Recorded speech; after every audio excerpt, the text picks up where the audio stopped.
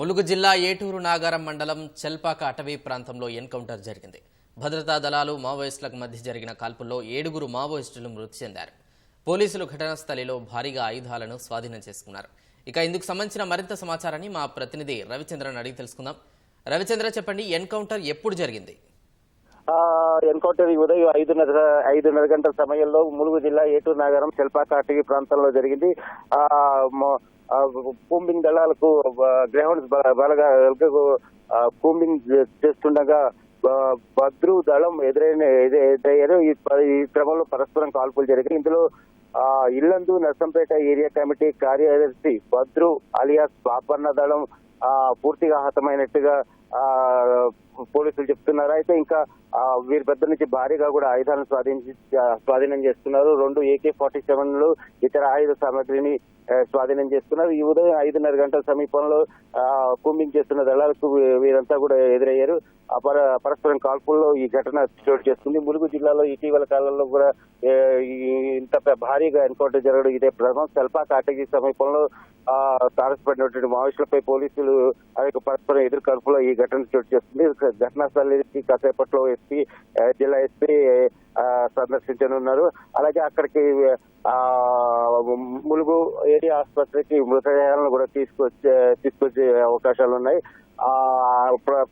చెల్పాక అటవీ ప్రాంతంలో ఈ 7 మావోయిస్టుల మృతదేహాలను గుర్తించారు. వీరిలో పురుషం మంగు అలియాస్ భద్రు అలియాస్ పాపన్న, ఈయన ఈ ఎల్లందు నర్సంపేట కార్యదర్శి, ఇతను చనిపోయాడు. అలాగే 47 రైఫిల్ కూడా ఇతని నుంచి కూడా స్వాధీనం AK-47 రైఫిల్ కూడా స్వాధీనం చేసుకున్నారు. అలాగే ఏగోలపు మల్లయ్య, ముస్తాకి దేవాల్, అలాగే జైసింగ్ కిషోర్ కామేష్, వీళ్ళంతా కూడా పార్టీ మెంబర్లు.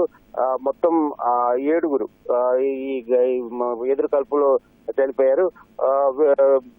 ఇల్లందు నర్సంపేట ఏరియా కమిటీ కార్యదర్శి భద్రు దళం పూర్తిగా హతమైనట్టుగా తెలుస్తోంది. అయితే పోలీసులు మాత్రం ఇంకా ఈ ఘటన పూర్తిగా ధృవీకరించట్లేదు. ప్రస్తుతం అయితే ఘటనా స్థలానికి వెళ్లారు. ఎవరెవరు ఉన్నారు ఏంటి అన్నది ఇంకా గుర్తించే పనులను మరికొందరు కూడా ఉన్నారు అన్నట్టు సమాచారం తెలుస్తున్నా కూడా ఇప్పటివరకు అయితే మాత్రం 7 అన్నట్టుగా తెలుస్తుంది. భారీగా సంఘటనా స్థలం నుంచి ఆయుధాలను స్వాధీనం చేసుకున్నారు. ములుగు జిల్లాలో గత కొంతకాలంగా కూడా మావోయిస్టుల కదలికలు పెరిగాయి. ముఖ్యంగా ఇటీవల కాలంలో 2 ఇన్ఫార్మర్లను పోలీసులు ఇన్ఫార్మర్లుగా వ్యవహరిస్తున్నారన్న దాంతో మావోయిస్టులు వారిని అతి దారుణంగా నరికి చంపారు. ఆ తర్వాత ఈ ములుగు అలాగే ఛత్తీస్గఢ్ తెలంగాణ సరిహద్దు ప్రాంతాల్లో కూంబింగ్ విస్తృతంగా జరుగుతుంది. ఈ క్రమంలోనే మావోయిస్టులు తారసపడగా పరస్పరం ఎదురు కాల్పుల్లో ఈ ఘటన చోటు చేసుకుంది. రవిచంద్ర, ఈ ఎన్కౌంటర్ లో కీలక మావోయిస్టులు ఎవరైనా మృతి చెందారా? పురుషం మంగు భద్రు అలియాస్ పాపన్న, ఇతను ఇల్లందు అలాగే నర్సంపేట ఏరియా కార్యదర్శి, ఎప్పటి నుంచో కూడా మావోయిస్ట్ కార్యకలాపాల్లో పాల్గొంటున్నాడు. ఇతనితో పాటు అలాగే Mallaiah, Egolapu Mallaiah alias Madhu, DVCM secretary, Eturu Nagaram Mahadevpur లో పనిచేస్తాడు.